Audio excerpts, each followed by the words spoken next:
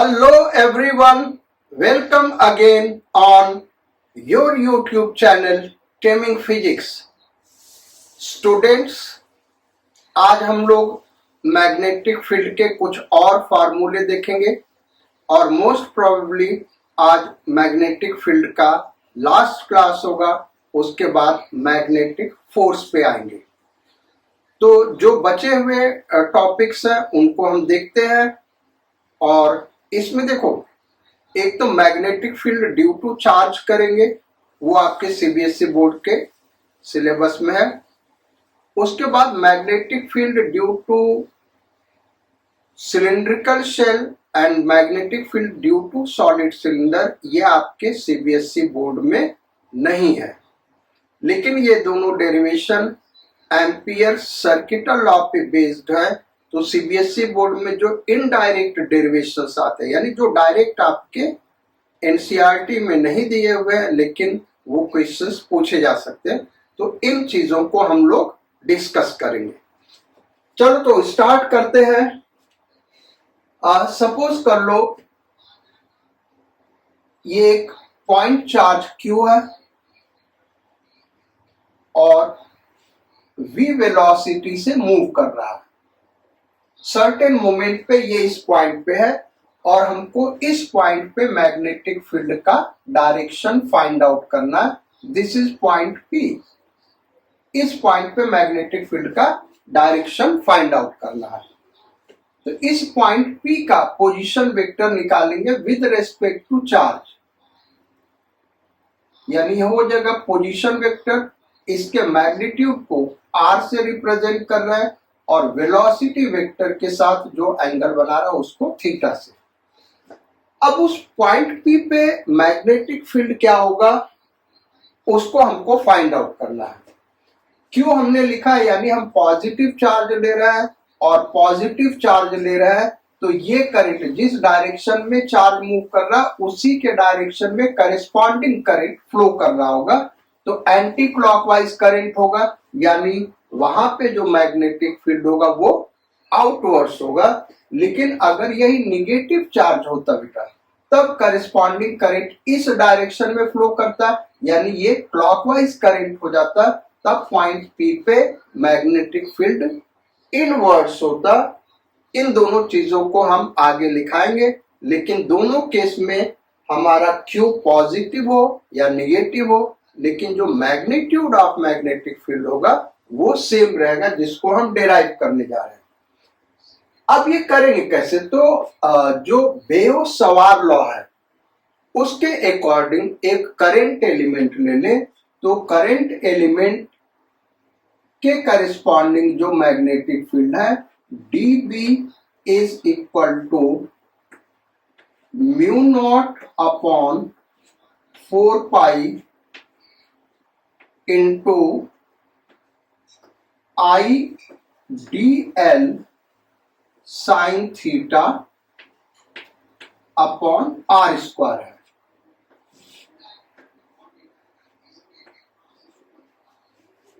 Correct. अब यहां पे ये DL क्या है, लेंथ ऑफ करंट एलिमेंट। ये सारे नोटेशंस आपको ऑलरेडी हमने पढ़ाया हुआ, वो आपको पता है। इस DL को हम ऐसे लिख सकते हैं mu not upon 4 pi into I। ये जो पॉइंट चार्ज Q मूव कर रहा है बेटा v वेलोसिटी से, तो dt टाइम में v dt मूव करेगा, dt टाइम में v dt डिस्टेंस मूव करेगा, यानी ये dl के बराबर होगा। तो इस dl को हम लिख सकते हैं v dt sine theta upon R square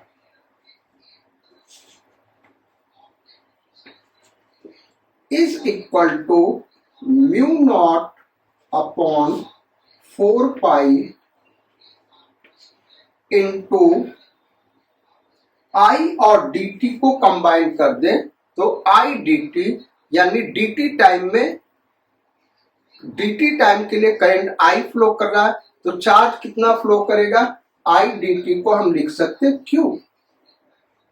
ये पॉइंट चार्ज क्यों मूव कर रहा है, तो आई डी टी क्या हो गया, q we sine theta upon are square.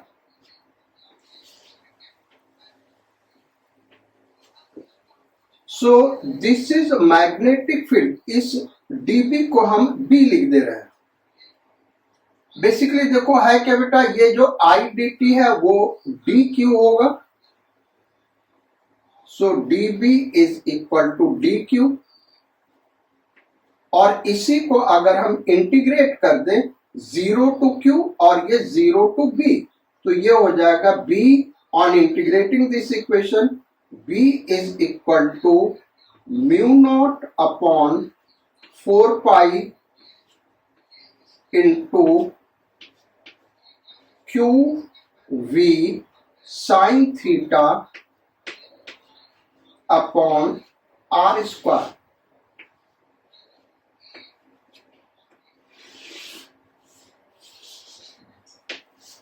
So ये हो गया magnetic field at a point due to moving charge. Point charge Q v velocity से मूव कर रहा है, सर्टेन इंस्टेंट पे पॉइंट P के साथ।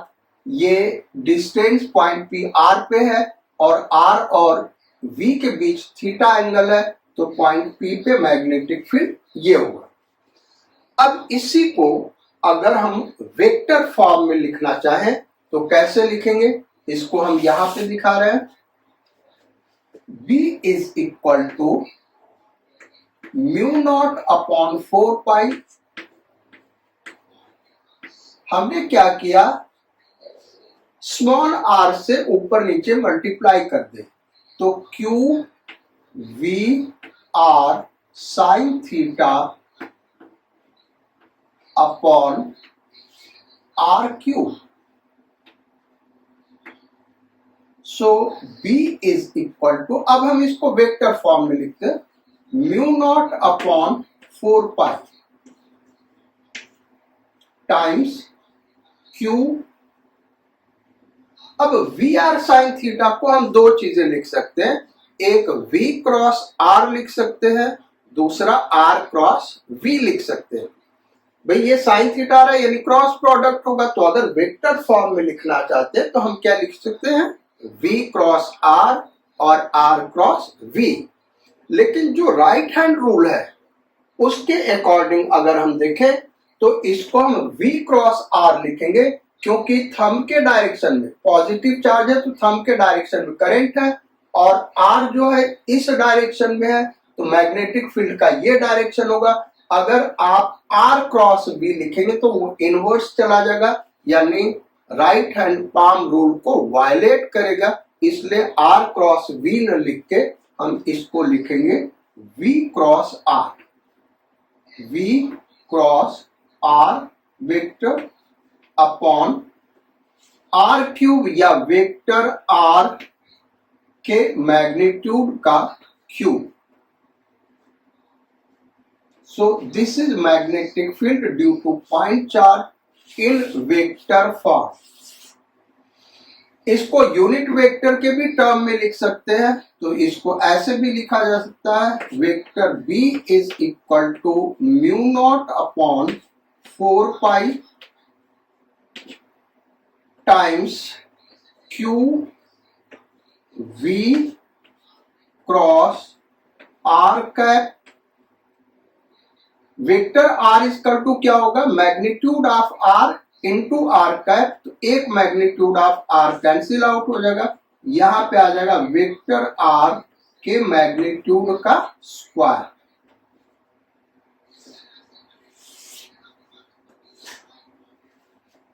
अब मैग्नेटिक फील्ड का डायरेक्शन क्या होगा बेटा, जो तीनों मेथड बताए थे वही हम अप्लाई करेंगे। जिस डायरेक्शन में पॉजिटिव चार्ज मूव कर रहा है वही करंट का डायरेक्शन होगा, अगर नेगेटिव चार्ज होगा तो करंट का ये डायरेक्शन होगा। या आप डायरेक्ट यहां से निकाल सकते हैं, जो V क्रॉस R का डायरेक्शन है वही B का डायरेक्शन होगा अगर Q पॉजिटिव है, लेकिन अगर Q नेगेटिव है तो जो V क्रॉस R का डायरेक्शन होगा B उसके अपोजिट डायरेक्शन में हो जाएगा। सो ये हो गया magnitude and direction of magnetic field due to point charge. अब सपोज कर लो सेकेंड टॉपिक पे आते हैं, अगर यही पॉइंट चार्ज सर्कुलर पाथ पे मूव कर रहा है तो सर्कल के सेंटर पे मैग्नेटिक फील्ड क्या होगा। ये जो हमारा हेडिंग था बेटा, इसको लिख लेना, इसका heading magnetic field due to moving charge. अभी जो टॉपिक कराया उसका हेडिंग क्या लिखोगे, magnetic field due to moving charge. Second topic पे आते हैं और वो टॉपिक है मैग्नेटिक फील्ड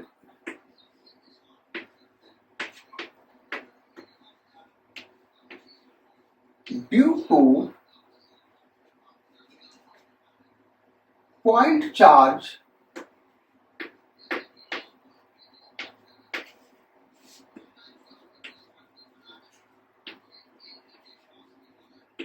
moving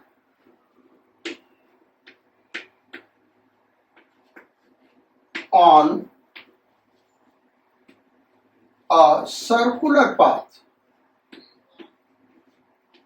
अगर सर्कुलर पाथ पे चार्ज मूव कर रहा है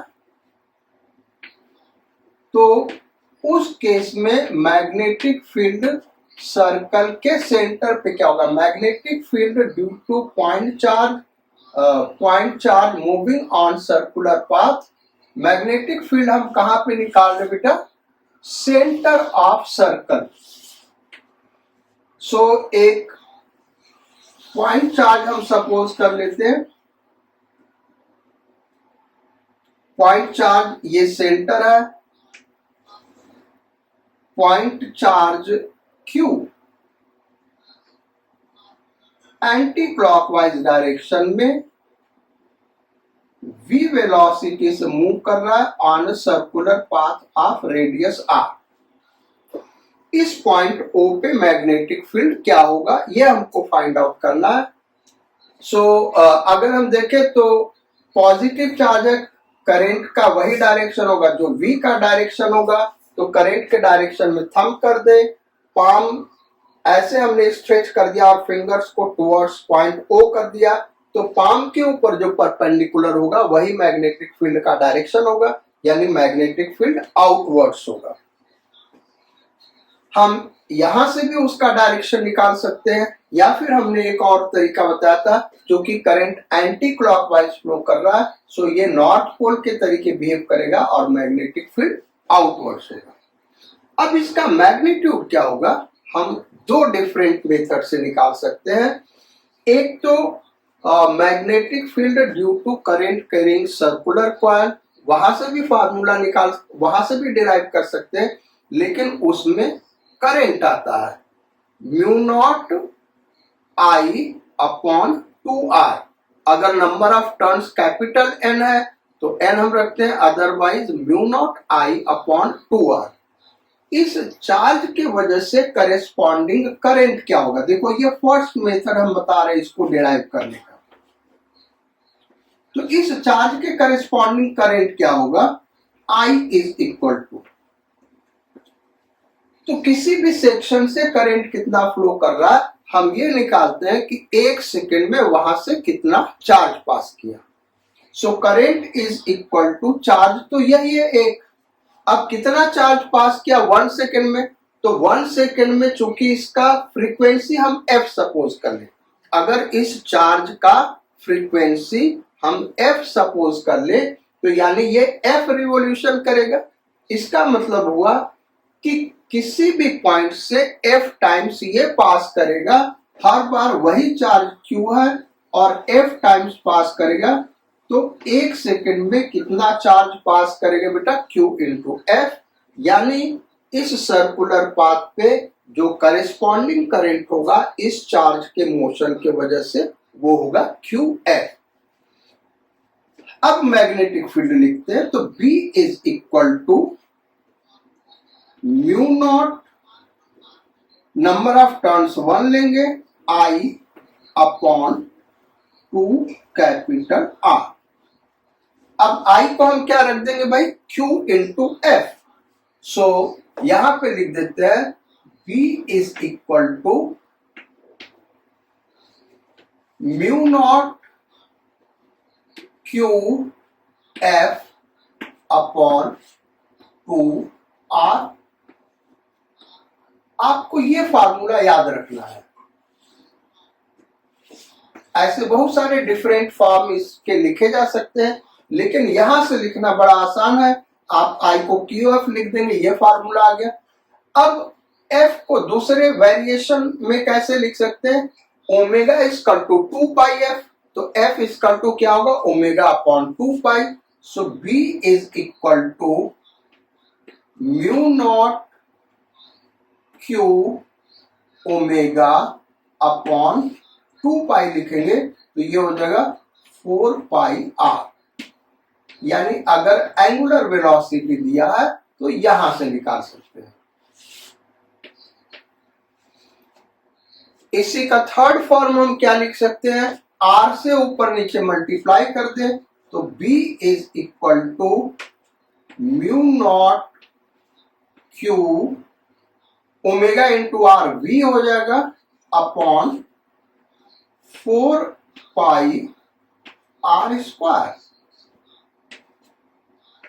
ये फार्मूला हो गया,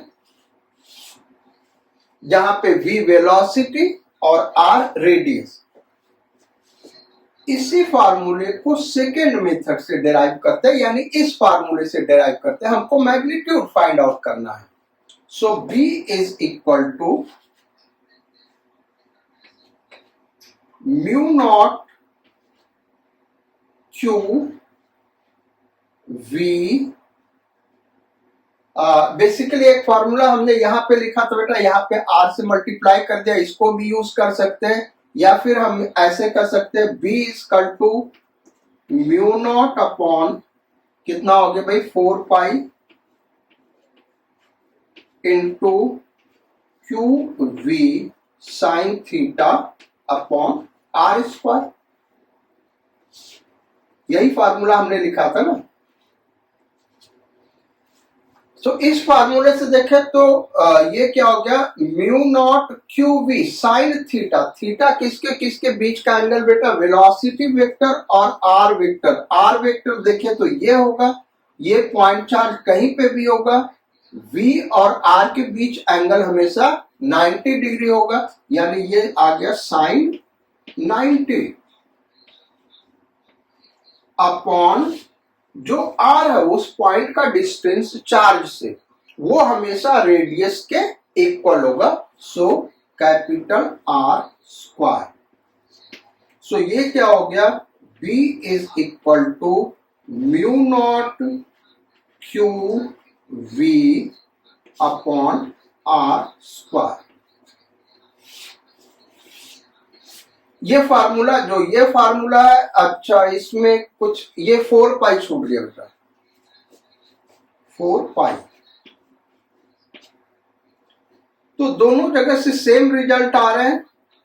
ये थोड़ा शॉर्टकट है, एग्जाम में इसको हम इनडायरेक्ट डेरिवेशन कहते हैं। तो अगर आता है तो आप यहां से भी डेराइव कर सकते हैं या इस तरीके से डेराइव कर सकते हैं, लेकिन ये रिजल्ट जानना बहुत जरूरी है बेटा। आप सोचोगे कि ये लेंदी मेथड यहां से नहीं करेंगे, हम यहां से कर लेंगे, तो ठीक है, लेकिन ये रिजल्ट जानना बहुत जरूरी है। ये मेथड भी आना चाहिए, क्योंकि क्वेश्चंस इन दोनों पे भी फ्रेम किए जा सकते हैं।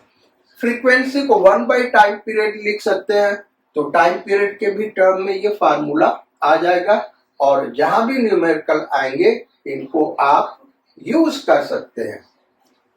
तो ये हो गया भाई हमारे derivation point charge, magnetic field due to moving point charge. अब आते हैं नेक्स्ट डेरिवेशन, थर्ड डेरिवेशन, जो कि हमने पहले ही कहा आपको सीबीएसई बोर्ड के सिलेबस में नहीं है, लेकिन कंपटीशन के लिए इंपॉर्टेंट है। तो ये फॉर्मूले आपको जानना बहुत जरूरी बेटा। आईआईटी के स्टूडेंट्स को तो डेरिवेशन भी आना चाहिए, क्योंकि न्यूमेरिकल्स वैसे फ्रेम किए जाते हैं। मेडिकल के स्टूडेंट्स को रिजल्ट याद होना चाहिए, ताकि वो न्यूमेरिकल्स को सॉल्व कर सके। तो नेक्स्ट थर्ड डेरिवेशन पे आते हैं।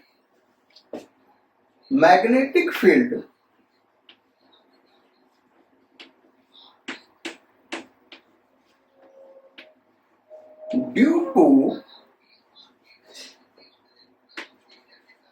लॉन्ग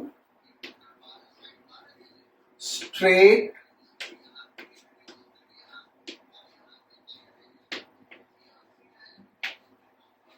cylindrical shell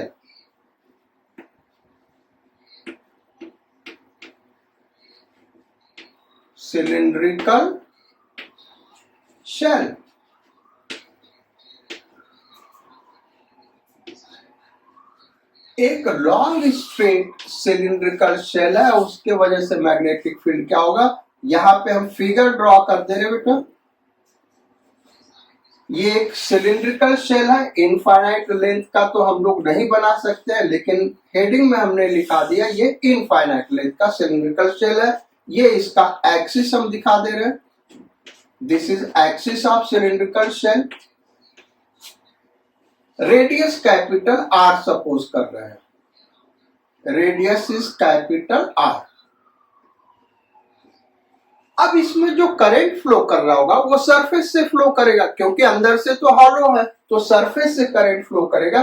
ये करंट यहां सरफेस से दिखा दे रहा है, करंट फ्लो कर रहा है और पूरे सरफेस पे ये करंट यूनिफॉर्मली डिस्ट्रीब्यूटेड है और अलोंग द एक्सिस फ्लो कर रहा है, क्योंकि ये स्ट्रेट है, जैसे स्ट्रेट वायर का था उसी टाइप का डेरिवेशन है।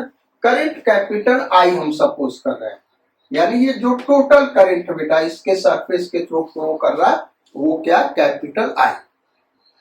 अब यहाँ पे 3 कंडीशंस होते हैं। जिस पॉइंट पे मैग्नेटिक फील्ड निकालना है वो इस सिलेंडर के अंदर है या इसके सरफेस पे है या बाहर है। तो पहले हम अंदर के लिए करते हैं।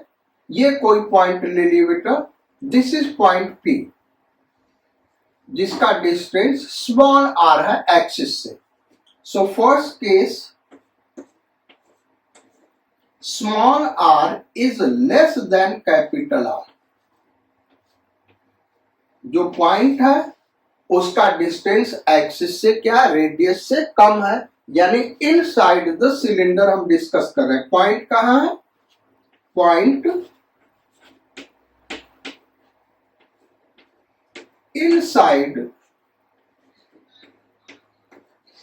द सिलेंडर, अंदर है। अब मैग्नेटिक फील्ड निकालने के लिए हमने क्या कहा कि इसको एम्पियर सर्किटल लॉ से करना, यानी हमको एक सरफेस इमेजिनरी लूप कंसीडर करना होगा बेटा, और उस इमेजिनरी लूप पे एम्पियर्स सर्किटल लॉ अप्लाई करेंगे। तो जो इमेजिनरी लूप हम कंसीडर कर रहे हैं वो एक सर्कुलर लूप कंसीडर कर रहे हैं। वैसे किसी भी शेप का लूप लो उससे कोई फर्क नहीं पड़ता बेटा, लेकिन स्फेरिकल हमने ये जो सर्कुलर लूप लिया है आर रेडियस का, जिसका सेंटर एक्सिस पे है, वो इसलिए कंसीडर किया कि स्ट्रेट वायर में भी हमने ऐसा ही लिया था। दूसरा चीज, ये जो लूप है वो एक्सिस के परपेंडिकुलर है।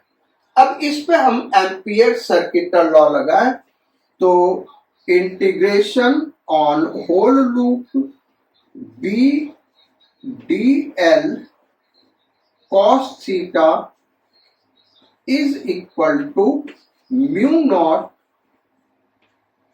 अब आई हमको लिखना है, तो इस लूप के अंदर से करंट क्या पास कर रहा है भाई, जीरो, क्योंकि सारा का सारा करंट कहाँ पास कर रहा है, सरफेस से। तो म्यू नॉट आई, ये तो हमने पहले फॉर्मूला लिख दिया, अप्लाइंग एम्पियर सर्किटल लॉ। यहां लिखेंगे बेटा अप्लाइंग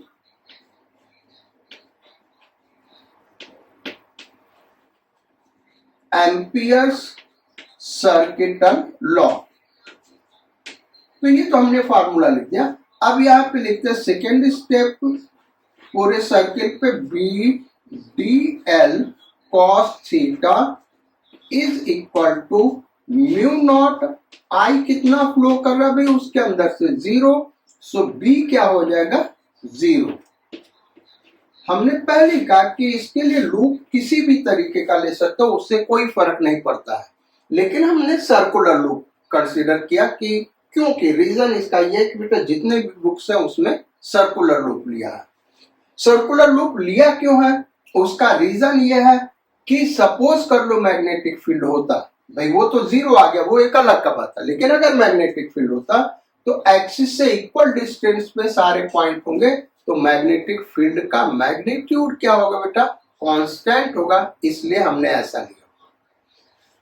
अब सेकेंड केस करते हैं, and the second case is small r is greater than और इक्वल टू, इसी में भी इक्वल टू का भी ले लेते कैपिटल आर, यानी हमारा जो पॉइंट है वो सरफेस के बाहर है या सरफेस पे है,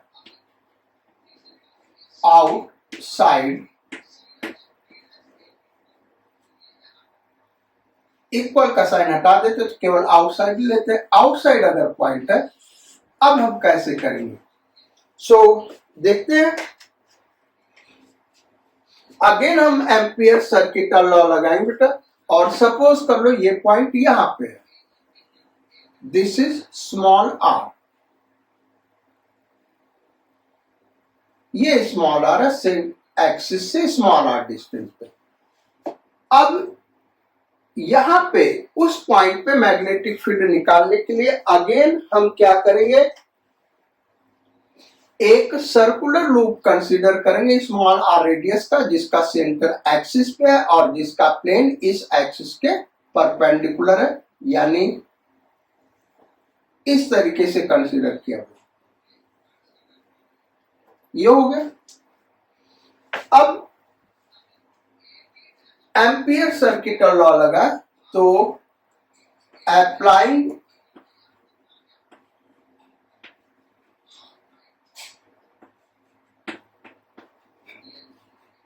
एम्पियर सर्किटल लॉ,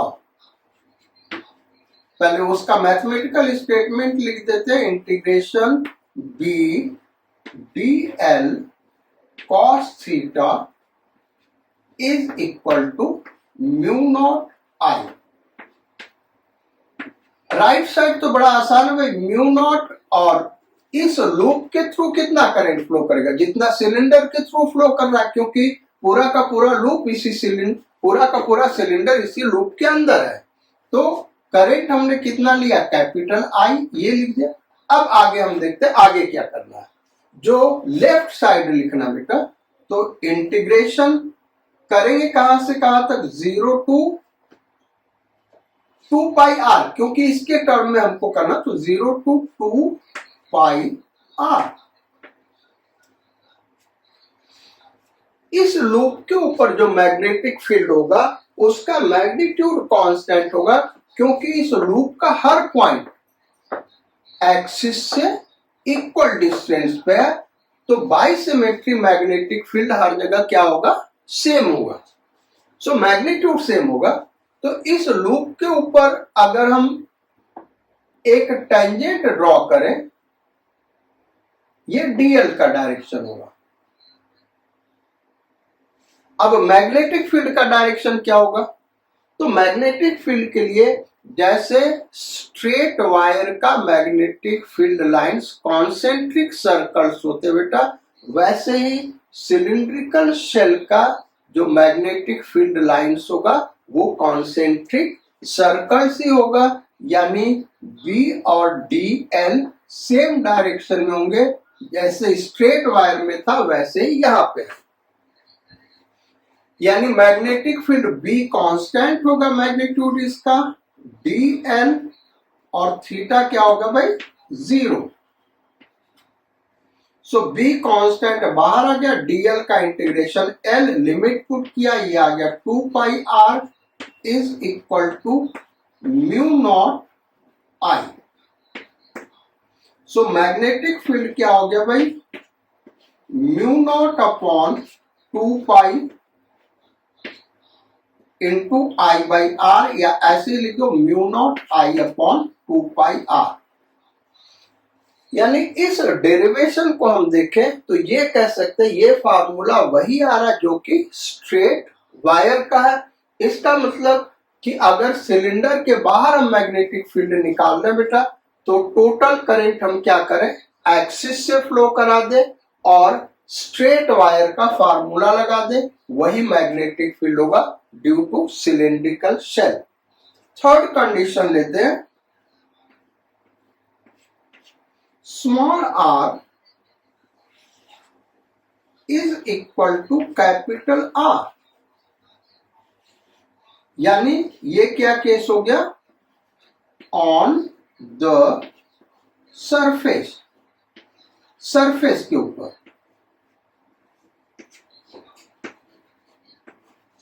सो इसको फाइंड आउट करने के लिए क्या करेंगे, putting small r is equal to capital R, putting small r is equal to capital R in above formula।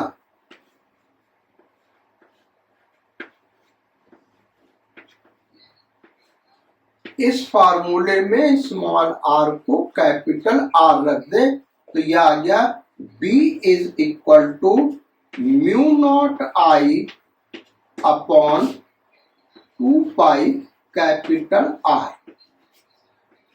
ये हो गया भाई फार्मूला। तो ये इसके तीनों केसेस हो गए। अब इसका ग्राफ ड्रॉ करते बेटा, ग्राफ कैसा होगा,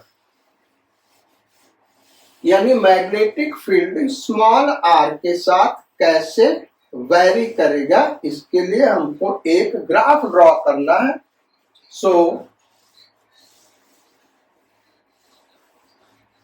उस ग्राफ को हम ड्रॉ करते हैं। फील्ड का डायरेक्शन क्या होगा भाई, तो फील्ड का डायरेक्शन हम वैसे ही निकालेंगे बेटा जैसे स्ट्रेट वायर के वजह से हमने निकाला था। स्ट्रेट वायर के फील्ड का डायरेक्शन जैसे निकाले थे वैसे ही यहाँ पे फील्ड का डायरेक्शन होगा। करंट अगर हम देखें तो इधर इस केस में टुवर्ड्स राइट फ्लो कर रहा है और टुवर्ड्स राइट फ्लो कर रहा है, तो किसी भी पॉइंट पे जहां पे मैग्नेटिक फील्ड नॉन जीरो होगा, अंदर तो जीरो होगा तो डायरेक्शन का कोई मतलब ही नहीं है। ये देखो ये करंट ऐसे जा रहा है, इधर जा रहा है, तो ये फिंगर्स टर्न हम करें, जो फिंगर के टर्निंग का डायरेक्शन है वही मैग्नेटिक फील्ड का डायरेक्शन होगा। यानी ऊपर कोई भी पॉइंट लेंगे तो मैग्नेटिक फील्ड बाहर आ रही होंगे और यहां से इंटर कर रहे होंगे। मैग्नेटिक फील्ड लाइंस जो है कॉन्सेंट्रिक सर्कल से बेटा, तो मैग्नेटिक फील्ड यहां से बाहर निकल रहा होगा और यहां अंदर आ रहा होगा। अब मान लो हमको इस पॉइंट पे निकालना है तो फिर राइट हैंड पाम रूल भी लगा सकते हैं। देखो करंट का ये डायरेक्शन और पॉइंट ऊपर है तो मैग्नेटिक फील्ड का डायरेक्शन क्या होगा, पाम के ऊपर परपेंडिकुलर ड्रॉ किया यानी बाहर होगा। अच्छा यहाँ पे फील्ड का डायरेक्शन निकालना तो करंट का ये डायरेक्शन है, पॉइंट नीचे है तो फील्ड का डायरेक्शन क्या होगा, पाम के परपेंडिकुलर यानी यहाँ नीचे हो जाएगा। सपोज कर लो इस एक्सिस के ठीक सामने यहाँ पे मैग्नेटिक फील्ड का डायरेक्शन निकालना इस पॉइंट पे। अब हम कैसे निकालेंगे, तो ये करंट का डायरेक्शन है और ये टुवर्ड्स पॉइंट हो गया, मैग्नेटिक फील्ड नीचे होगा तो यहाँ पे मैग्नेटिक फील्ड क्या हो जाएगा, यहाँ से ऐसे निकला फिर यहाँ मैग्नेटिक फील्ड नीचे हो गया और फिर यहाँ इंटर कर गया। वैसे ही बैक साइड में देखेंगे तो मैग्नेटिक फील्ड ऊपर की ओर होगा। तो ये तो फील्ड का डायरेक्शन हो गया। अब इसका ग्राफ क्या होगा, तो ग्राफ हम ड्रॉ करते बेटा, वाई एक्सिस पे मैग्नेटिक फील्ड लेते हैं और एक्स एक्सिस पे स्मॉल आर। तो small r is equal to capital R, यानी पॉइंट जब सरफेस पे ये हो गया। अब फील्ड कैसे वेरी करेगा, हम दूसरे कलर से ड्रॉ करके दिखाते हैं। तो फील्ड का वेरिएशन होगा क्या बेटा, अंदर तो फील्ड जीरो होगा, ये ऐसे आगे भी अंदर क्या होगा, फील्ड जीरो होगा। सरफेस पे फील्ड मैक्सिमम होगा बेटा, जो फार्मूला हमने लिखाया अगर वो आपको याद है तो सरफेस पे फील्ड क्या होगा, मैक्सिमम होगा, यानी ये ले लिया। और सरफेस के बाहर देखें तो फील्ड डिक्रीज करेगा जैसे जैसे आर इंक्रीज करेगा, क्योंकि B is inversely proportional to R. तो ये इस तरीके से होगा। So this will be field, यहां पे फील्ड क्या है भाई, B is equal to zero. Surface पे मैक्सिमम होगा बेटा और वो होगा mu naught I upon 2 pi capital R radius है, और बाहर चले जाएंगे तो B is inversely proportional to R. फार्मूले में आप देखना ये यही आ रहा होगा। So this is graph of variation of magnetic field with distance from the axis of cylindrical shell. Next derivation पे आते हैं, वो लास्ट डेरिवेशन बेटा, फिर 2-3 न्यूमेरिकल्स हम लोग करेंगे आज और उसके बाद क्लास ओवर हो जाएगा। तो लास्ट डेरिवेशन क्या है? Magnetic field due to long straight solid cylinder. क्या भाई? सॉलिड सिलेंडर, यानी हॉलो सिलेंडर नहीं भाई, सॉलिड सिलेंडर है। सॉलिड, ये यहां से हटा दे, solid cylinder.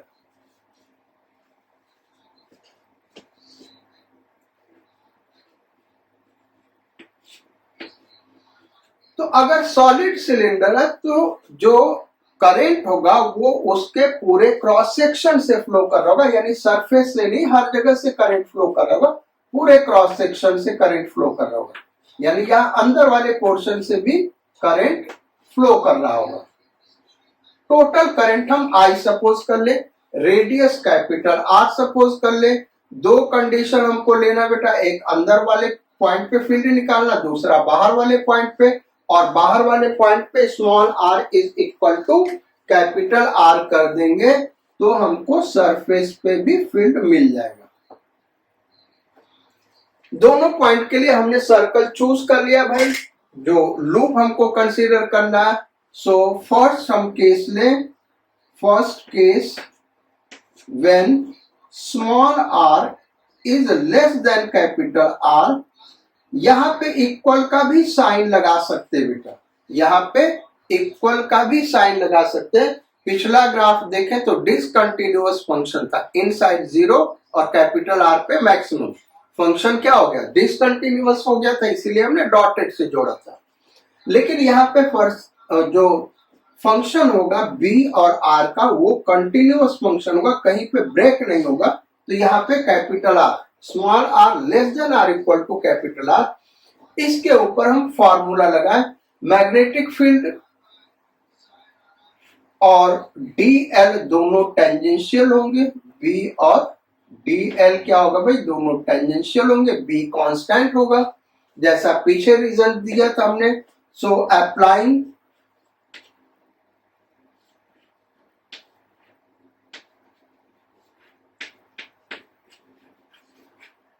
Amperes circuital law, इस लूप पे एम्पियर सर्किटल लॉ अप्लाई करें। पहले फार्मूला हम लिख देते हैं एम्पियर सर्किटल लॉ का, B dl cos theta is equal to mu naught I। अब वैल्यू पुट करते बेटा, तो ये इंटीग्रेशन जो होगा 0 to 2 pi small r B dl cos 0 is equal to mu naught. अब इस लूप के अंदर से कितना करंट फ्लो कर रहा है ये हमको निकालना है, क्योंकि करंट तो हर जगह अंदर से भी फ्लो कर रहा है। तो इस लूप से कितना करंट फ्लो कर रहा है, इस बार करंट हमको मिलेगा बेटा, क्योंकि इस लूप से भी करंट फ्लो कर रहा होगा। तो टोटल करंट कितना है? I पर यूनिट एरिया करंट क्या हो जाएगा? पाई कैपिटल R स्क्वायर, क्योंकि पूरे क्रॉस सेक्शन से फ्लो कर रहा है। तो पर यूनिट एरिया करंट क्या हो गया? पाई R square, I upon pi R square, और इसका एरिया क्या है? पाई स्मॉल r स्क्वायर। तो इस लूप के थ्रू ये करंट फ्लो कर रहा होगा, पाई पाई कैंसिल आउट हो जाएगा। सो ये हो गया म्यू नॉट I हो गया I upon pi capital R square into pi small r square. ये पाई और ये पाई कैंसिल आउट हो गया। अब इसको यहां पे इधर लिखते हैं। सो B इज इक्वल टू क्योंकि b इज इक्वल टू नहीं, अभी तो इंटीग्रेशन करना ना बेटा, b कांस्टेंट है, बाहर आके cos 0 1 हो गया, dl का इंटीग्रेशन l लिमिट पुट करोगे तो ये आ जाएगा 2 pi r is equal to, यहां पे पाई पाई कैंसिल आउट हो गया, ये आ गया mu naught I R square upon, ये कितना हो गया बेटा, R square, capital R square, एक स्मॉल आर कैंसिल आउट हो गया, so B is equal to mu naught I small R upon 2 pi capital R square. याद रखो भाई, पिछले केस में ये फील्ड 0 आ रहा था, यहां पे 0 नहीं होगा, हाँ एक्सिस पे 0 होगा, क्योंकि एक्सिस पे small r is equal to 0, तो एट एक्सिस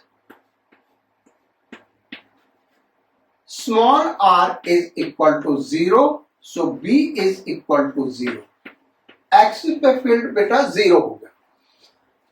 दूसरा हम देखें तो एट सरफेस, जैसा हमने पहले कहा सरफेस पे भी निकाल सकते हैं, तो small r is equal to capital R, और यहां पे कैपिटल आर पुट कर दिया यहां पे, तो b इज इक्वल टू क्या आ गया, mu naught I upon 2 pi capital R,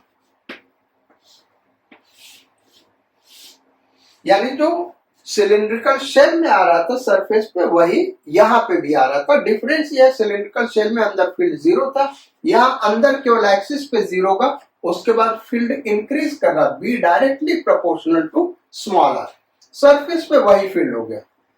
तो ये तो हो गया हमारा इनसाइड द सिलेंडर। अब आउटसाइड द सिलेंडर हम चले बेटा, तो आउटसाइड आप इसको नोट कर लीजिए, हम इसी पे दिखा रहे हैं। आउटसाइड द सिलेंडर बहुत ही आसान है, यहां पे क्या हो जाएगा, small r greater than or equal to capital R case 2। So applying Ampere circuital law, ये हमने फार्मूला लिख लिया, ये इंटीग्रेशन का साइन ऐसे कर लिया।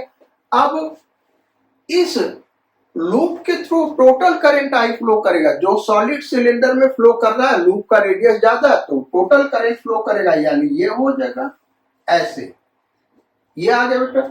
और जब ये आ गया तो आगे का केस हम यहां पे इधर डिस्कस कर दे रहे हैं, इसको रहने दे रहे हैं, इधर डिस्कस कर दे रहे हैं, क्योंकि ये बड़ा आसान है।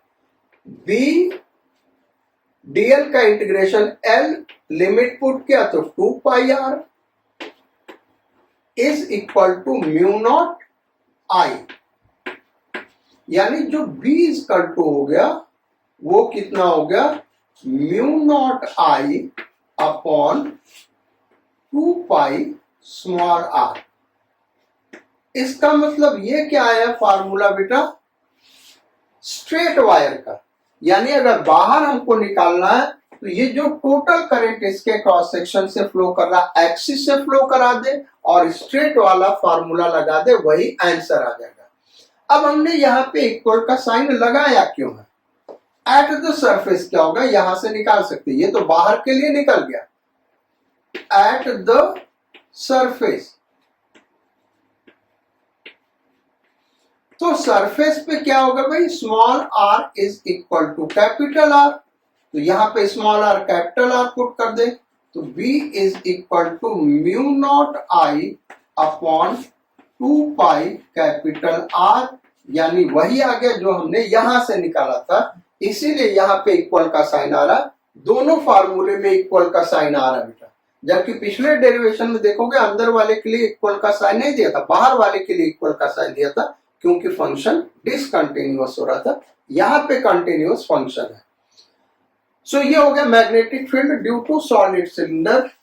इसका ग्राफ ड्रॉ करें बेटा, बी का आर के साथ वेरिएशन कैसे हो रहा है, इसके लिए अगर हम ग्राफ ड्रॉ करना चाहें तो वो ग्राफ कैसे होगा, डायरेक्शन तो जो पीछे डिस्कस किया एकदम डायरेक्शन वैसे ही निकालेंगे, ग्राफ देखते हैं कैसे ड्रॉ किया जाए। सो ग्राफ के लिए एकदम सिंपल है। अगर फार्मूले आपके दिमाग में, देखो कोई भी ग्राफ आपको ड्रॉ करना बेटा तो हमको फार्मूला पता होना चाहिए। अगर फार्मूला नहीं पता है तो आप ग्राफ ड्रॉ नहीं कर सकते। और ग्राफ ड्रॉ करने के लिए हमेशा ध्यान रखिए फार्मूला याद होना चाहिए, आसानी से हम ड्रॉ कर सकते हैं। यहां पे देखिए दिखा रहे हैं वाई एक्सिस पे मैग्नेटिक फील्ड और एक्स एक्सिस पे आर, डिस्टेंस फ्रॉम एक्सिस। यहां पे हम ले ले कैपिटल आर, रेडियस। तो स्मॉल आर इक्वल टू 0 ले लेंगे, यानी एक्सिस पे है और एक्सिस पे फील्ड क्या आया था भाई, 0 आया था। इन ग्राफ यहां से स्टार्ट होगा और फिर अंदर जो मैग्नेटिक फील्ड है वो हमने क्या दिखाया था, directly proportional to small r, यानी ग्राफ स्ट्रेट लाइन होगा। और बाहर जाएंगे तो inversely proportional to straight small r, यानी जो स्ट्रेट वायर के लिए फॉर्मूला डेराइव किया था वो होगा। तो ये इस तरीके से फील्ड हो गया, सरफेस पे मैक्सिमम हो जाएगा।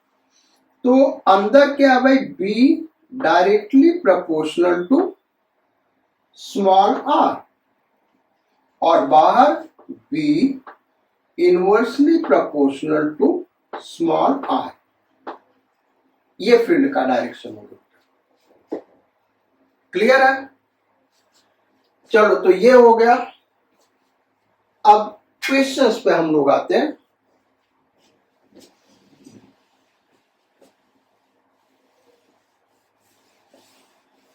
और क्वेश्चन क्या भाई डिस्कस करते हैं।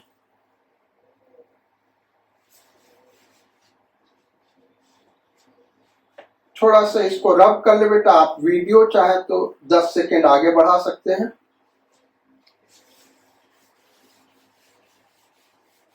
तीन क्वेश्चंस हम डिस्कस करेंगे बेटा, और तीनों बहुत ही जानदार क्वेश्चंस हैं, बहुत ही अच्छे क्वेश्चंस हैं।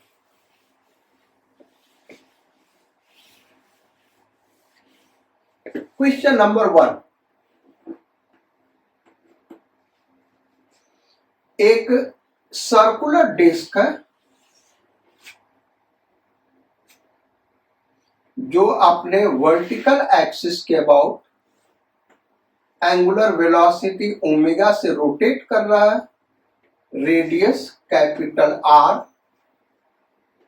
पॉजिटिव चार्ज क्यू इसके सरफेस पे यूनिफॉर्मली डिस्ट्रीब्यूटेड है। ध्यान देना भाई, पॉजिटिव चार्ज क्यू क्या है बेटा, इसके सरफेस पे यूनिफॉर्मली डिस्ट्रीब्यूटेड है। Find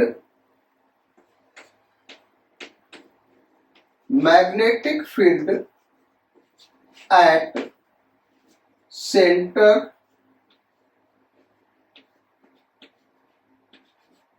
if charge Q is uniformly distributed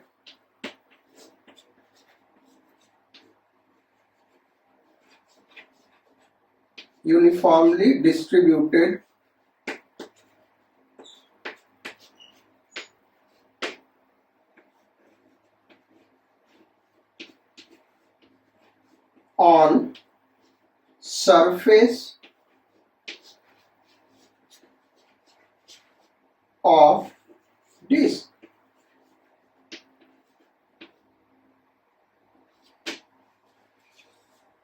कैसे फाइंड आउट किया जाए बेटा, ये हमको निकालना है। पॉइंट चार्ज Q अगर सर्कुलर पाथ पे मूव कर रहा है तो उसके लिए फील्ड का फार्मूला हमको पता है। अब सपोज कर लो, इसको करने के पहले एक चीज हम डिस्कस करते बेटा, एक और क्वेश्चन हम डिस्कस करेंगे, उसके बाद ही इसको सॉल्व कर पाओगे। Suppose there is a ring, एक रिंग है, उस पे क्यू चार्ज यूनिफॉर्मली डिस्ट्रीब्यूटेड है। क्या भाई, क्यू चार्ज यूनिफॉर्मली डिस्ट्रीब्यूटेड है या नॉन यूनिफॉर्म डिस्ट्रीब्यूशन हो तो उससे भी कोई फर्क नहीं पड़ता, लेकिन ये मेटल रिंग है तो यूनिफॉर्मली डिस्ट्रीब्यूटेड है। इसके ऊपर क्यू चार्ज और ये एंगुलर वेलोसिटी ओमेगा से ऐसे रोटेट कर रहा है, radius capital are, magnetic field centre पे क्या होगा, इस पॉइंट पे मैग्नेटिक फील्ड क्या होगा, सो B इज इक्वल टू, हम इसको ऐसे करेंगे, तरीके तो बहुत सारे करने के, सिंपल तरीका, पॉइंट चार्ज Q अगर होता, अगर पॉइंट चार्ज Q होता तो बेटा उसके वजह से जो मैग्नेटिक फील्ड का डायरेक्शन निकाला था वही इसको भी किया जा सकता। देखो B is equal to current करेंगे सर्कुलर कॉइल के मैग्नेटिक फील्ड का फॉर्मूला क्या, mu naught I upon 2R, यही तो फॉर्मूला है। तो अब I ले क्या, तो पॉइंट चार्ज Q होता तो I क्या होता, Q इंटू F। अब ये Q यूनिफॉर्मली डिस्ट्रीब्यूटेड है, तब करंट क्या होगा, अगेन Q इंटू F होगा, क्योंकि एक सेकेंड में ये F रिवोल्यूशन करेगा और F रिवोल्यूशन में किसी भी पॉइंट से किसी भी सेक्शन से कितने चार्ज पास करेंगे, Q चार्ज पास करेंगे। सो ये हो गया mu naught Q F upon 2R।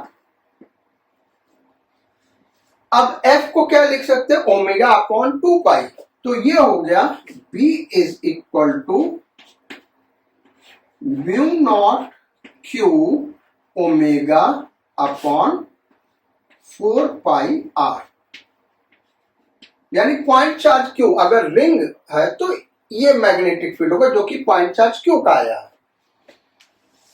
यही चीज हम यहां पे लगाएंगे। हम क्या करेंगे, एक एलिमेंट कंसीडर कर रहे हैं बेटा, एक डिस्क का, कैसा एलिमेंट, सर्कुलर एलिमेंट जिसका रेडियस स्मॉल r है, यहां पे हम दिखा रहे हैं। एक एलिमेंट कंसीडर करें स्मॉल r रेडियस का, रेडियस क्या, स्मॉल r, और थिकनेस इसका ले ले dr, dr टेंड्स टू 0, तो इसको हम रिंग कंसीडर कर सकते हैं। ये थिकनेस क्या है भाई, dr, या विड्थ क्या है इस रिंग का dr, और रेडियस क्या है स्मॉल r। अब इसके वजह से मैग्नेटिक फील्ड सेंटर पे क्या होगा, इसके लिए रिंग का फार्मूला हम अप्लाई कर सकते हैं, यानी ये वाला फार्मूला अप्लाई कर सकते हैं। So dB is equal to mu naught, इसके ऊपर चार्ज कितना वो हमको लिखना होगा, उसको अभी हम dq सपोज कर लेते हैं, ओमेगा अपॉन 4 पाई स्मॉल r, क्योंकि रेडियस स्मॉल r है, और इस रिंग के ऊपर चार्ज dq सपोज कर ले। अब ये dq क्या होगा, हम यहां पे दिखा रहे हैं, dq इक्वल टू क्या होगा, तो टोटल चार्ज कितना बेटा q, और टोटल सरफेस एरिया क्या है, पाई capital R square. Total surface area क्या, पाई कैपिटल R स्क्वायर, तो पर यूनिट एरिया चार्ज ये होगा। अब ये जो हमने रिंग लिया है इसका एरिया क्या होगा, तो इस रिंग को यहां से कट करे बेटा और खींच दे तो ये एक रेक्टेंगल बनेगा जिसका लेंथ 2 पाई r होगा और विड्थ dr होगा। ध्यान रखो ये एरिया निकालने का सबसे आसान तरीका, अदरवाइज आपने क्लास 8th 9th में भी पढ़ा होगा बेटा, area of outer circle minus area of inner circle, वहां से भी करोगे तो आ जाएगा, वो थोड़ा लेंथी मेथड है। हमने क्या किया, इस डिस्क को, ये जो रिंग है इसको यहां से कट किया, ऐसे कट कर दिया किसी एक सेक्शन को, और कट करके खींच दिया, तो ये क्या शेप बनेगा, रेक्टेंगल। उसका लेंथ क्या होगा 2 पाई r,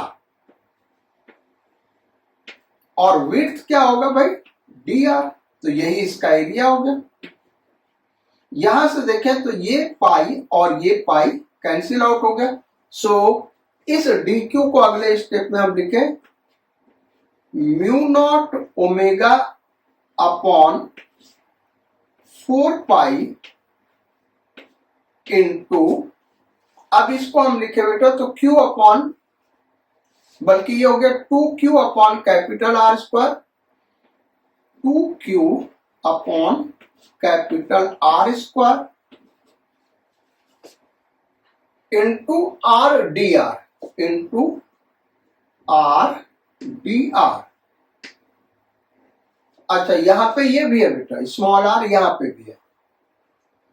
तो अब देखो ये भाई सही तो लिखा है ना, mu naught omega upon 4 pi R, ये हो गया। और डी क्यू को लिखना था तो डी क्यू इक्वल टू हो गया 2 Q R D R upon are square. ठीक, अब ये स्मॉल आर और ये स्मॉल आर कैंसिल आउट हो गया, इज इक्वल टू ये 2 भी कैंसिल आउट हो जाएगा, mu naught omega Q upon 2 pi R square d R. इसी को हम इंटीग्रेट कर दें। कहां से कहां तक इंटीग्रेट करेंगे बेटा? तो इसको 0 टू कैपिटल आर इंटीग्रेट करेंगे और इसको 0 टू बी। ये सब हमने बाहर रखा इंटीग्रेशन का। उसका रीजन ये बेटा कि ये पूरा का पूरा क्वांटिटी क्या है, कांस्टेंट है। So B is equal to mu naught omega Q upon 4 pi R square into D R का इंटीग्रेशन आर, ये एक आर कैंसिल आउट हो गया। So B is equal to mu naught Q omega upon 4 pi capital R. So this will be answer. अगर आप देखेंगे तो ring वाले का हाफ होगा बेटा ये आंसर। रिंग वाले में आंसर आया था mu naught Q omega upon 2 pi R, इसमें हाफ आ गया। रीजन ये है कि रिंग में टोटल जो चार्ज क्यू डिस्ट्रीब्यूटेड था वो कैपिटल आर डिस्टेंस पे था, लेकिन यहाँ पे जो चार्ज डिस्ट्रीब्यूटेड है वो 0 से लेके कैपिटल आर के बीच में हर जगह डिस्ट्रीब्यूटेड है, इसलिए मैग्नेटिक फील्ड लेस आया। चलो भाई, तो ये हम लोग का हो गया क्वेश्चन नंबर 1। अब क्वेश्चन नंबर 2 पे आते हैं, और वो क्वेश्चन नंबर 2 क्या है बेटा?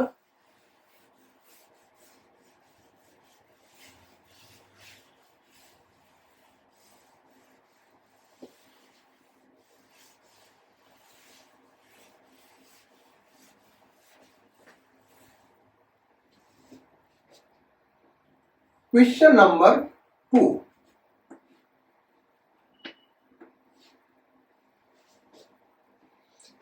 एक सॉलिड सिलेंडर है,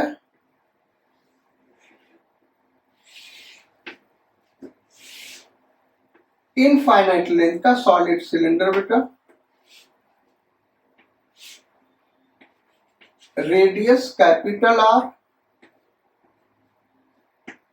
किसी भी पॉइंट पी पे इसका जो करंट डेंसिटी, ये स्मॉल आर मान ले, तो इस पॉइंट पे करंट डेंसिटी यानी इसके पूरे क्रॉस सेक्शन से करंट फ्लो कर रहा, और जो करंट डेंसिटी यहाँ का ये हम दिखा रहे हैं जे का direction, current density J, current density J is equal to J not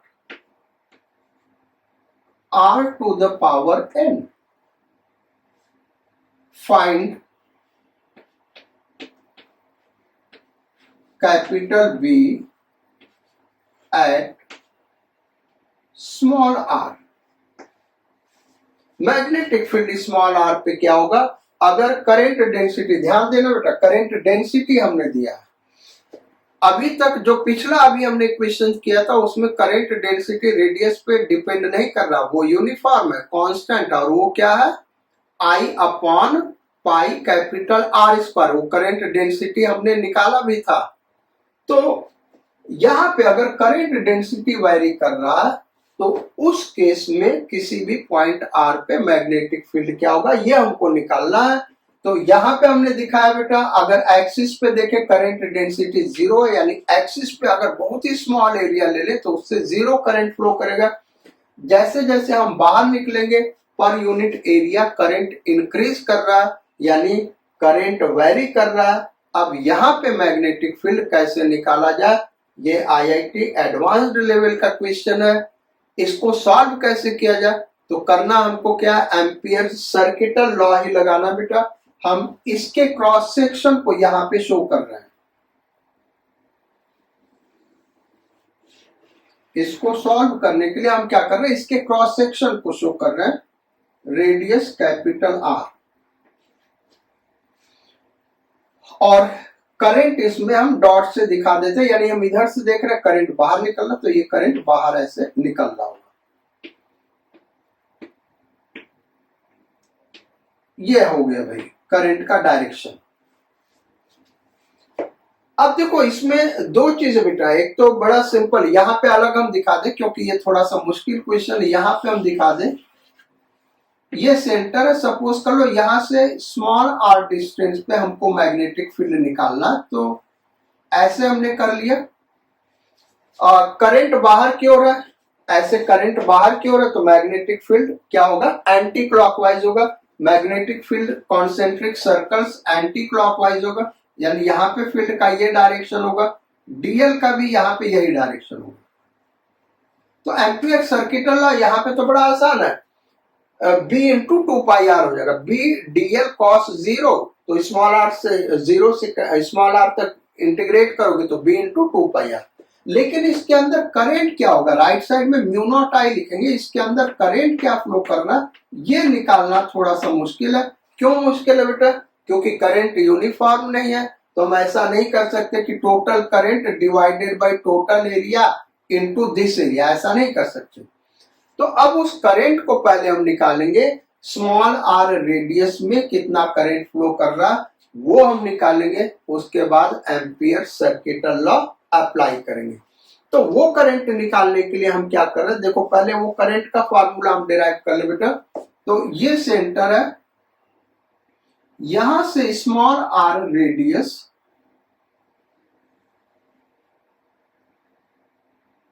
का और डी आर थिकनेस का एक सिलिंड्रिकल शेल कंसीडर करें। क्या करें भाई, एक सिलिंड्रिकल शेल कंसीडर करें।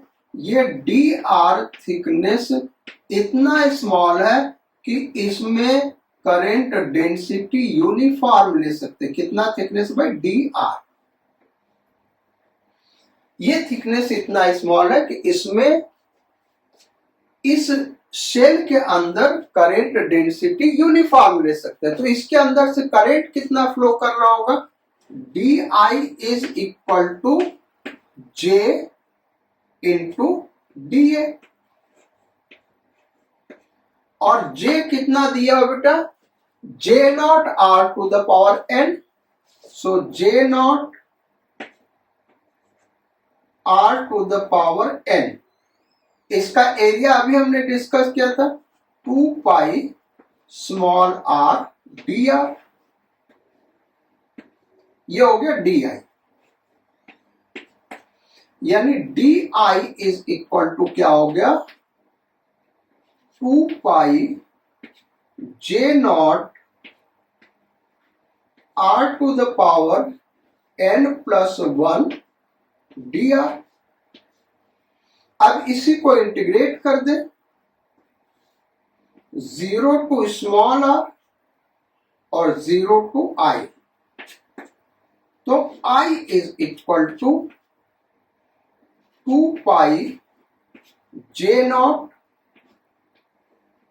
और इसका इंटीग्रेशन क्या हो गया बेटा, R to the power N plus 2 upon N plus 2, ये हो गया। अब ये जो करंट आया, ये करंट इस क्रॉस सेक्शन से फ्लो कर रहा बेटा।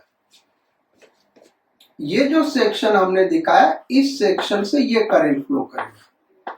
अब किसी भी स्मॉल आर रेडियस के सर्कुलर सेक्शन से हम करंट फाइंड आउट कर सकते हैं। तो इस रिजल्ट को हम इधर कहीं लिख लेते हैं, I is equal to 2 pi J naught R to the power n+2 upon n+2।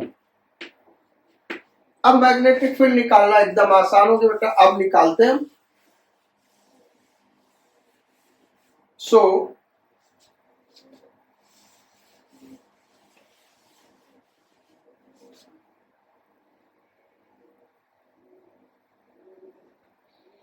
Small are distance पे मैग्नेटिक फील्ड क्या होगा बेटा, इसके लिए दो कंडीशन बनेंगे। पहला हम लिखते हैं small r less than or equal to capital R, क्योंकि हमने क्वेश्चन में नहीं दिया कि कहां पे हमको निकालना है, स्मॉल आर पे, तो स्मॉल आर अंदर भी हो सकता है बाहर भी हो सकता है।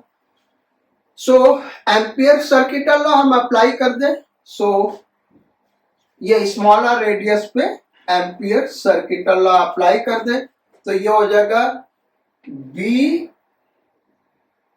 D L cos 0 integration 0 to 2 pi r is equal to mu naught, और आई क्या है बेटा, वो ये हमने निकाला हुआ है, तो ये हो गया 2 pi j naught r to the power n+2 upon n+2। b constant बाहर आ गया, dl का इंटीग्रेशन l और वो हो गया 2 pi r is equal to 2 pi mu naught j naught r to the power n+2 upon n+2। 2 pi और 2 pi cancel out हो गया, so b is equal to 2 mu naught j naught, एक r cancel out हो जाएगा बेटा, r to the power n+1 upon n+2। ये answer हो गया बेटा, ये आपका आंसर हो गया। और यहां पे बचा क्या, अच्छा ये 2 भी कैंसिल आउट हो गया ना, म्यू नॉट, ये आंसर हो गया। यहां पे बचा mu naught J naught r to the power, एक r कैंसिल हो गया, n+1 अपॉन n+2। ये हो गया अंदर के लिए फील्ड। बाहर के लिए निकालना होता तो इसको हम सिंपल कर दे रहे हैं, इंटीग्रेशन करते बाहर के लिए, यानी स्मॉल आर ग्रेटर देन और इक्वल टू कैपिटल आर, इस केस को हम करते तो ये हो जाता b इंटू 2 पाई आर, इसको हम डायरेक्ट लिख रहे बेटा, is equal to mu naught I. तो आई यहां से जब हम निकालेंगे तो आई तो यहीं तक फ्लो कर रहा है, यानी यहां स्मॉल आर को कैपिटल आर पुट कर दें तो वो क्या हो गया 2 pi J naught r to the power n+2 upon n+2। ये कैपिटल आर रख देंगे, यहां पे क्या रख देंगे कैपिटल आर, क्योंकि करंट डेंसिटी जो दिया हुआ है ये इसके लिए दिया हुआ, जे स्मॉल आर ग्रेटर देन और इक्वल टू कैपिटल आर, ये इसी रीजन में करंट फ्लो कर रहा है ना। तो इसके थ्रू करंट क्या फ्लो करेगा, जो इसके थ्रू फ्लो कर रहा होगा, और इसके थ्रू सिलेंडर के थ्रू क्या फ्लो करेगा, स्मॉल आर को कैपिटल आर पुट करते हैं। सो यहां अगेन 2 पाई कैंसिल आउट हो गया, b इज इक्वल टू ये आ गया mu naught J naught capital R to the power n+2 upon small r, यानी b inversely proportional to small r हो जाएगा, जो स्ट्रेट वायर के थ्रू करंट है। और फील्ड का फार्मूला बेटा वही रिलेशन यहां पे आ रहा। सो this will be your answer of question number 2। अब आते हैं लास्ट क्वेश्चन नंबर 3, और उसके बाद ये क्लास हम खत्म कर देंगे बेटा। सो क्वेश्चन नंबर 3,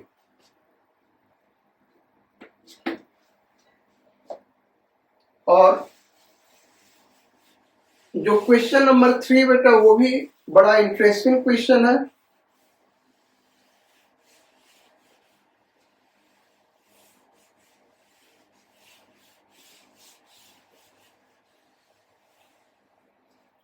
क्वेश्चन ये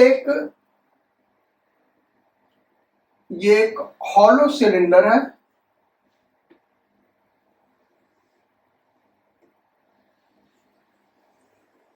this is a hollow cylinder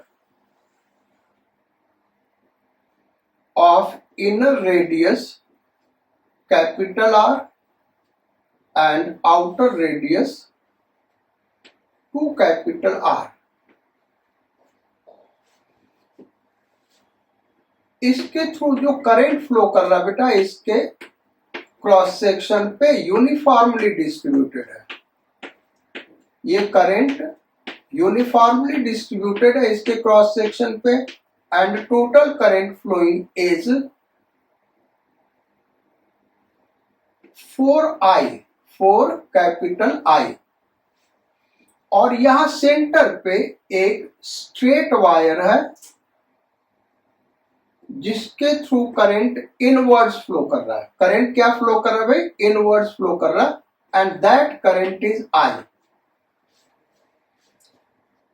एक हॉलो सिलेंडर है, inner radius capital R, outer radius 2R। उसके क्रॉस सेक्शन से यूनिफॉर्मली करंट 4I फ्लो कर रहा है, और उसके एक्सिस पे एक स्ट्रेट थिन वायर रखा है जिसमें अपोजिट डायरेक्शन में क्रॉस दिखा है, अपोजिट डायरेक्शन में I करंट फ्लो कर रहा है।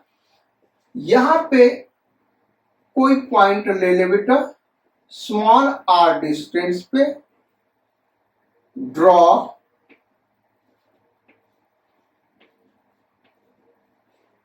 B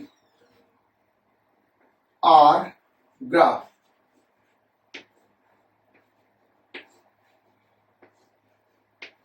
यानी स्मॉल r से, एक्सिस से r डिस्टेंस पे हम चले जाए तो स्मॉल r के साथ मैग्नेटिक फील्ड कैसे वेरी कर रहा है, इसके लिए एक ग्राफ ड्रॉ करना है। तो वो ग्राफ हम तभी ड्रॉ कर सकते हैं बेटा जबकि हमको फार्मूला पता हो, वैसे हम ग्राफ ड्रॉ नहीं कर सकते। तो कैसे ड्रॉ करेंगे बेटा?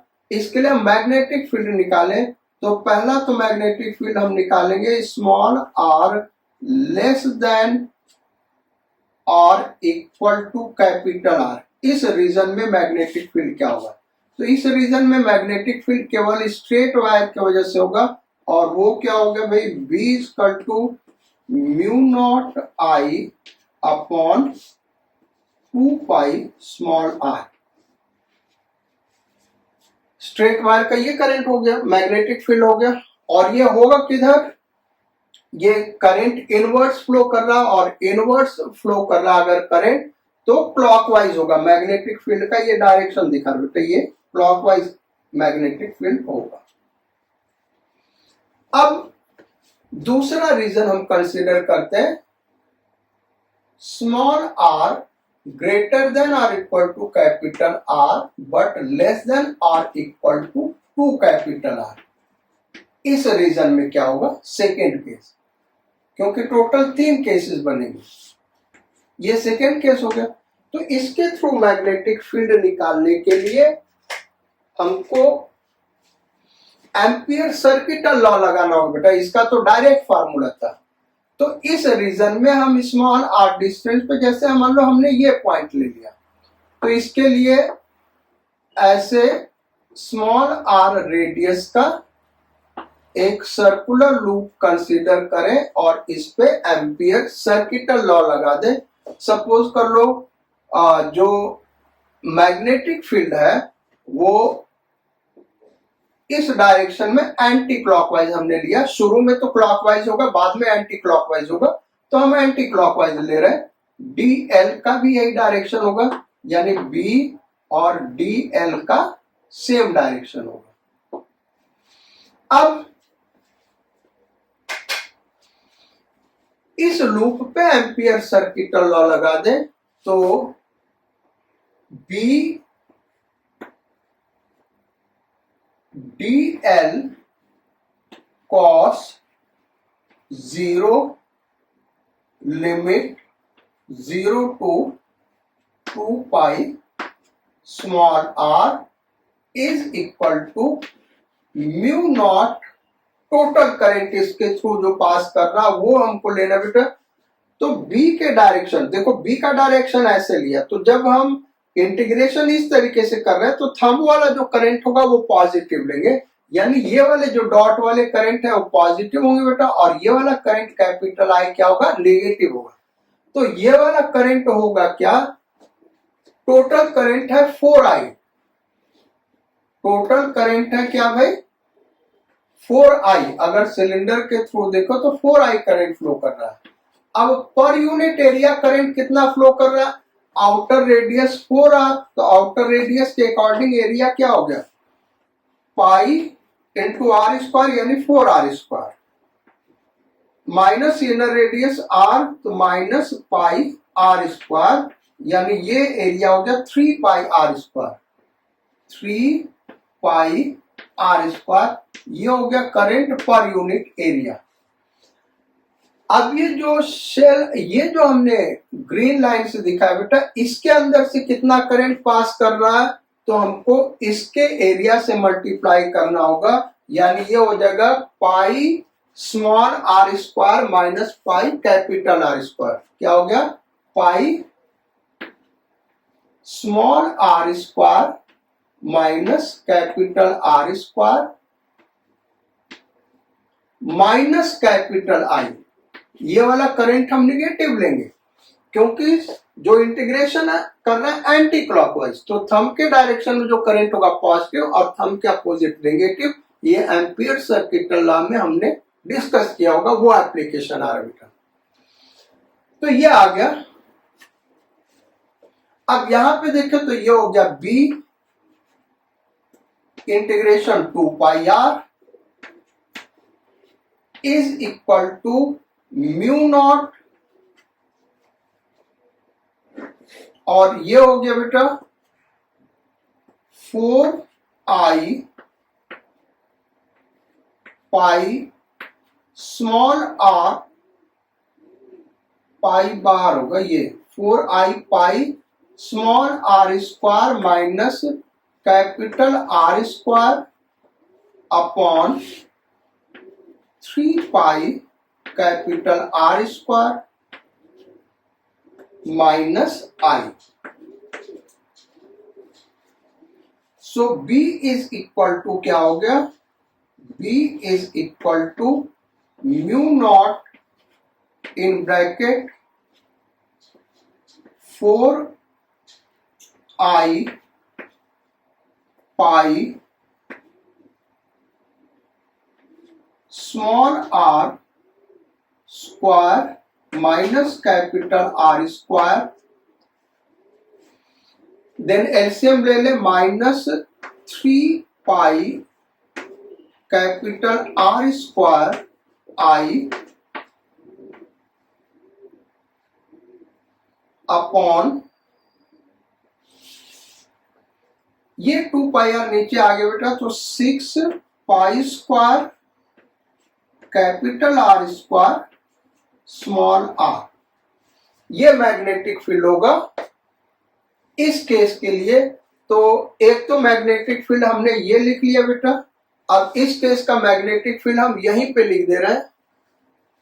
काफी लेंथी क्वेश्चन है, आप इस टाइप का क्वेश्चन HC वर्मा में एक सॉल्व एग्जांपल है, वहां पे आप देख सकते हैं। सो B इज इक्वल टू,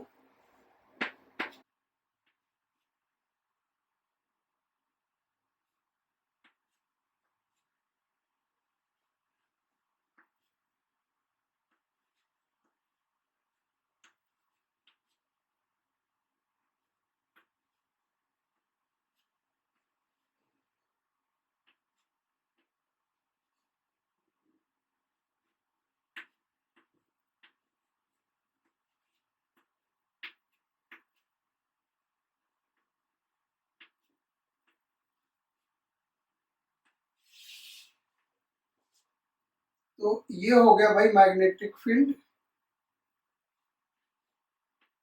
इस रीजन का 6 pi square capital R square small r, ये किस रीजन का, कैपिटल आर से 2r के बीच का।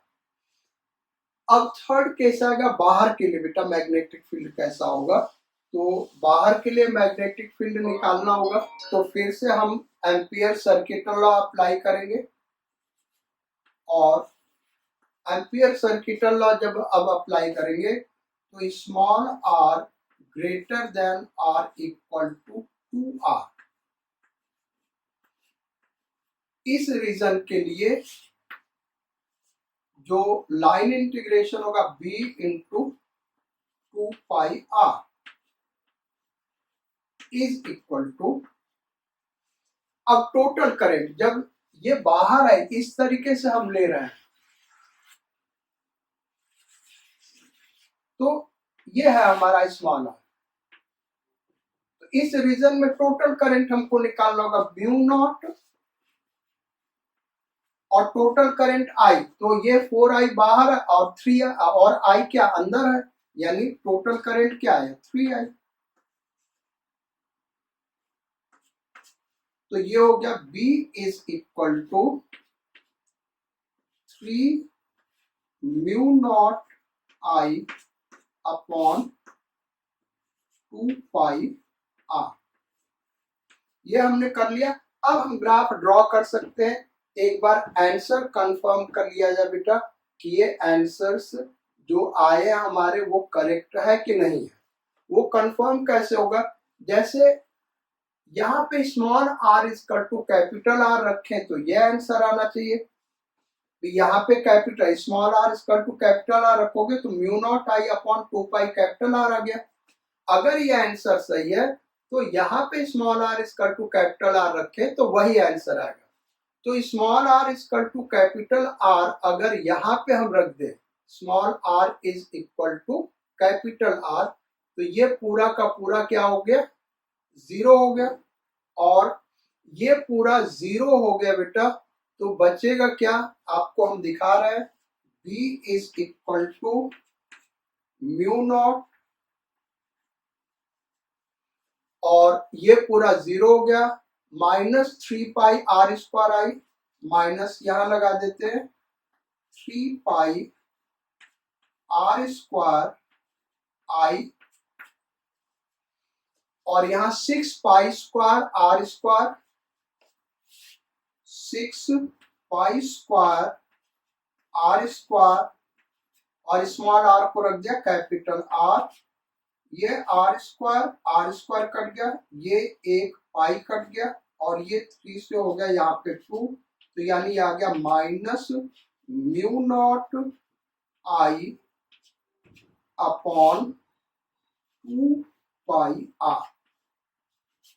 अब ये देखो, ये केवल फील्ड के क्लॉकवाइज एंटी क्लॉकवाइज होने का डायरेक्शन दे रहा, अदरवाइज आंसर यही है, कैपिटल R वहां पे रख दे, वहां पे वो एंटी क्लॉकवाइज दिखा रहा, ये जो फील्ड हमने लिया बेटा क्लॉकवाइज दिखा रहा है, और यहाँ पे जो हमने इंटीग्रेशन किया एंटी क्लॉकवाइज किया हुआ है, तो यहाँ पे माइनस साइन आने का मतलब क्या हुआ कि ये फील्ड क्या होगा क्लॉकवाइज, तो आंसर करेक्ट है हमारा। अब दूसरा हम चेक कर ले, इसके लिए अगर 2r यहाँ पे पुट कर दे तो हमको यह आंसर मिलना चाहिए, तो 2r पुट करें यहाँ पे बेटा, तो आंसर आएगा mu naught in bracket 4i पाई, और 2r तो ये हो गया 4r square minus r square 3r square, so 3r square minus 3 pi R square I upon, ये हो गया 6 pi square R square, 6 pi square R square, और इसको 2r रखें तो ये आ गया 2r। ओके, अब देखें तो ये हो गया 12 माइनस 3, ये हो गया 9, भाई ये हो गया 12 minus 3 9, pi R square I upon ये हो गया 12 pi square R square into R is equal to ये आर स्क्वायर कट गया, ये एक पाई कैंसिल आउट हो गया और 3 से डिवाइड किया तो ये हो गया 3 और ये हो गया 3 से डिवाइड किया तो ये हो गया 4। यानी कहीं कैलकुलेशन में गड़बड़ हो गया बेटा यहाँ। अच्छा हाँ, इसको भी तो यहाँ पे कैपिटल आर रखेंगे ना 2r, तो 2r तो ये 4 पाई आएगा और 4 पाई आर और ये भी आ गया 4 पाई आर। ये देखो क्या आ गया 3i इंटू म्यू नॉट ये रहा, so 3 mu naught I upon ये कितना आ गया भाई 4 pi R, 4 pi R anti clockwise magnetic field है। यहाँ पे इस स्मॉल आर को 2r रखेंगे, जब यहाँ पे जाएंगे 2r पे तो 2r रखेंगे, यही मैग्नेटिक फील्ड आ रहा, यानी हमारा आंसर कैलकुलेशन सही है। अब हम ग्राफ ड्रॉ करते हैं। तो ग्राफ ड्रॉ करने के लिए हम क्या करते हैं, y एक्सिस पे मैग्नेटिक फील्ड लेते हैं, y एक्सिस और ये x एक्सिस। y एक्सिस पे हम मैग्नेटिक फील्ड ले रहे हैं और x एक्सिस पे डिस्टेंस फ्रॉम सेंटर यानी स्मॉल r कंसीडर कर रहे हैं। अब स्मॉल r का दो स्पेसिफिक वैल्यू, एक कैपिटल R और दूसरा 2 कैपिटल R, क्योंकि यहां पे ग्राफ चेंज करना होगा, इसको हमने मार्क कर दिया। अब हमको ग्राफ ड्रॉ करना है, तो ग्राफ हम कैसे ड्रॉ करेंगे, इक्वेशन देख के small r less than r equal to capital R, यानी इस रीजन में जो ग्राफ होगा वो इस के अकॉर्डिंग होगा। तो जैसे जैसे हम सेंटर के नजदीक जाएंगे मैग्नेटिक फील्ड बढ़ेगा और दूर जाएंगे तो मैग्नेटिक फील्ड घटेगा, लेकिन सेंटर पे यानी वायर पे आ जाएंगे, जो अंदर वायर है यहाँ पे, उस वायर पे हम जानते हैं मैग्नेटिक फील्ड क्या होता है भाई, 0 होता है। तो यहाँ पे मैग्नेटिक फील्ड 0 होगा बेटा, ये हमने ऑलरेडी पढ़ाया हुआ है। अच्छा, इधर का जो फील्ड है एंटी क्लॉकवाइज है, ये फील्ड क्लॉकवाइज है तो इसको हम निगेटिव लेंगे। सो y एक्सिस को थोड़ा और नीचे तक दिखा दें, इधर हम निगेटिव लेंगे और जब हम कैपिटल R पे आएंगे तो मैग्नेटिक फील्ड हो जाएगा mu naught I upon 2 pi capital R, यानी कैपिटल R पे मैग्नेटिक फील्ड यहां पे ले लिया, सपोज कर लो ये आ गया, यहां तक आ गया। तो मैग्नेटिक फील्ड का जो ग्राफ होगा वो कुछ इस टाइप का होगा, यानी वायर पे 0 और वायर से थोड़े से डिस्टेंस हटेंगे तो फील्ड बहुत ही स्ट्रांग होगा, जैसे जैसे दूर जाएंगे फील्ड डिक्रीज करेगा और कैपिटल R पे फील्ड का वैल्यू जो हो जाएगा वो हो जाएगा mu naught I upon 2 pi capital R, यानी ये वाला वैल्यू, इसको हम यहां पे दिखा सकते हैं, ये निगेटिव वैल्यू होगा, इसको हम यहां पे मार्क कर दे रहे, ये वाला जो वैल्यू है बेटा ये है minus mu naught I upon 2 pi capital R, ये हो गया। अब R से 2R के बीच में देखें, R से 2R के बीच में ग्राफ कैसे होगा, तो R से 2R के बीच में ग्राफ के लिए ये फार्मूला है, इसी से हम ग्राफ ड्रॉ करेंगे। अगर इसमें देखें तो ये सारा वैल्यू कांस्टेंट बेटा, ये स्मॉल r वेरी कर रहा है, तो ये एक पैराबोला का इक्वेशन है, यहां पर मैग्नेटिक फील्ड का पावर 1 है और r का पावर 2 है, यानी एक पैराबोला का इक्वेशन है। अच्छा, पैराबोला अगर आपको 11th याद हो, पैराबोला का ग्राफ कैसे ड्रॉ करते हैं, और नहीं तो आप हमारे मैथमेटिकल टूल्स में देखना, वहां पे पैराबोला कैसे ड्रॉ करते हैं वो हमने बताया हुआ है।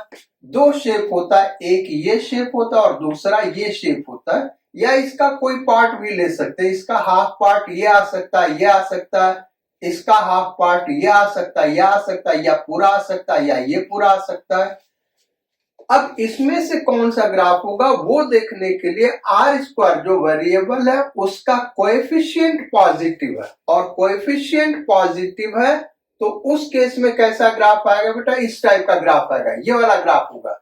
अगर आर स्क्वायर का कोएफिशिएंट निगेटिव होता तो ये ग्राफ बनता। प्रोजेक्टाइल मोशन का आपने ग्राफ देखा होगा क्लास 11th में, एक्स स्क्वायर का कोएफिशिएंट निगेटिव है, y equal to X tan theta minus D X square upon 2 U square cos square theta. X square का कोएफिशिएंट निगेटिव है तो इस टाइप का ग्राफ आया, यानी इस टाइप का ग्राफ आएगा। अब बेसिकली यहां पे वो ग्राफ कैसे आएगा, तो यहां से टच करते हो यहां पे जाएगा, यानी ये वाला पोर्शन इस ग्राफ का आएगा, ये पोर्शन आएगा ग्राफ का। और 2r पे ये वैल्यू कितना हो जाएगा उसको हम निकालना चाहें तो 2r पे इस वैल्यू को निकाल ले, उसको हम अलग से फाइंड आउट कर सकते हैं। 2r पे यहां पे दिखा दे 2r पे वैल्यू होगा क्या, तो 2r पे वैल्यू होगा यहां पे 20, यहां पे 2r पुट कर दे तो b is equal to mu naught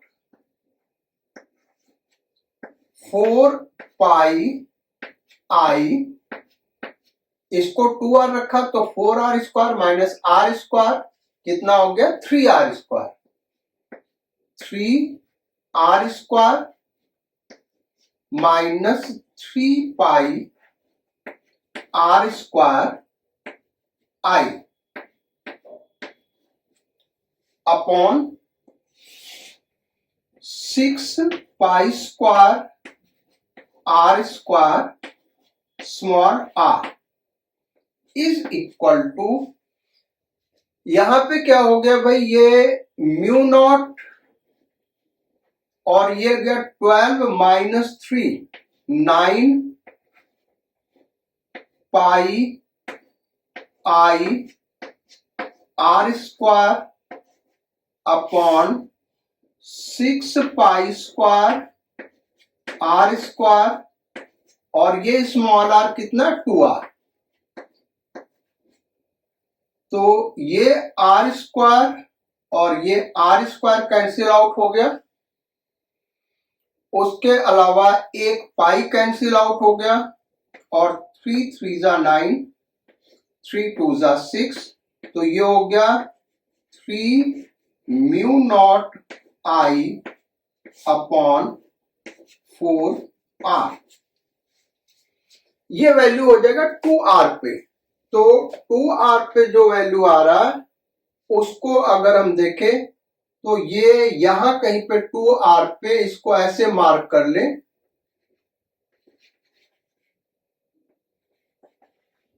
ये हो गया यहां पे ये वैल्यू है, और इसका वैल्यू क्या है बेटा, इसको मार्क कर दें तो ये है 3 mu naught I upon 4r। अब जो ग्राफ का शेप होगा बेटा, ये वाला पैराबोला होगा, इसका ये वाला पार्ट हम लेंगे तो ये इस तरीके से ड्रॉ करेंगे और स्मूथली यहां पे ज्वाइन करेंगे, यानी ये कुछ इस तरीके से स्मूथली ज्वाइन कर दे,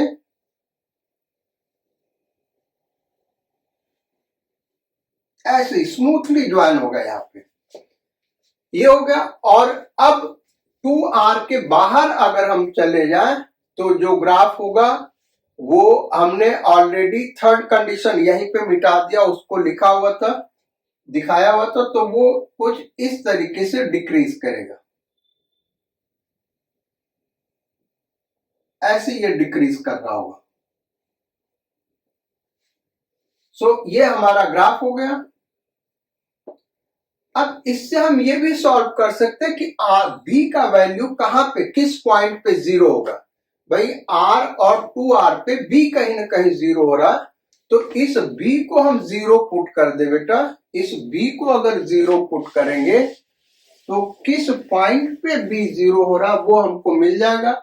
इसको जीरो पुट कर दे तो ये इधर आ गया जीरो, ये इधर डिवाइड करेगा जीरो हो गया, यानी ये वैल्यू जीरो होगा।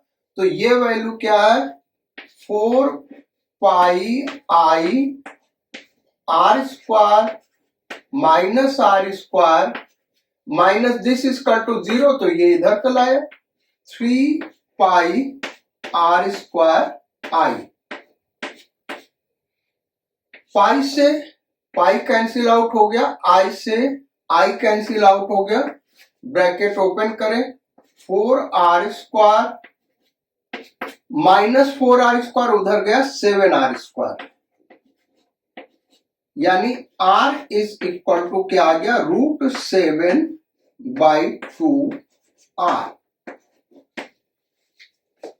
तो √7/2r पे ये जो पॉइंट का कोऑर्डिनेट है ये होगा √7/2r, जहां पे मैग्नेटिक फील्ड जीरो होगा। तो ये शेप हुआ ग्राफ का। ग्राफ एक बड़ा ही इंपॉर्टेंट टॉपिक है बेटा फिजिक्स का, क्योंकि फिजिक्स का ऐसा कोई चैप्टर नहीं है जहां पे ग्राफ से रिलेटेड प्रॉब्लम पूछे नहीं जा सकते हैं।